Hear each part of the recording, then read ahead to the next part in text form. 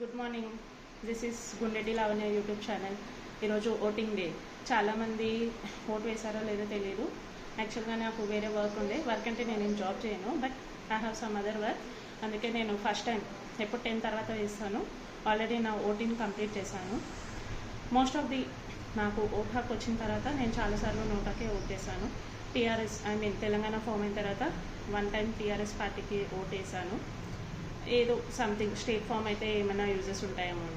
Second time win అయినప్పుడు కేసీఆర్ నేను ఒక టీఆర్ఎస్ పార్టీకి ఓటేయలేదు, నోటాకు వేశాను. నా ఒపీనియన్ ఏంటంటే అప్పుడు అలా ఉండే, ఒకసారి గెలిపించిన పార్టీని నెక్స్ట్ టైం గెలిపిస్తే వాళ్ళ పనులు సక్రమంగా చేయరని. ఈవెన్ ఇప్పుడు కూడా నాకు అదే ఫీలింగ్ ఉండే. అందరూ బీజేపీ అంటున్నారు, బట్ థర్డ్ టైం విన్ చేస్తే పనులు చేస్తారో లేదో అని. కానీ ఒక ఓవైసీ అపోజిషన్ పార్టీని కూడా కన్విన్స్ చేసిన గవర్నమెంట్ నాకు తెలిసి మోడీ గవర్నమెంటే. ఫెరోజ్ ఖాన్ ఒక ఇంటర్వ్యూలో చెప్పాడు, why should we vote for Narendra Modi. నేను బీజేపీ పార్టీకి ఓట్ వేశాను. మేడ్చల్ మల్కాజ్గిరి కాన్స్టిట్యుయెన్సీ ఉప్పల్ రాజేందర్ గారికి ఓటేశాను. Thank you.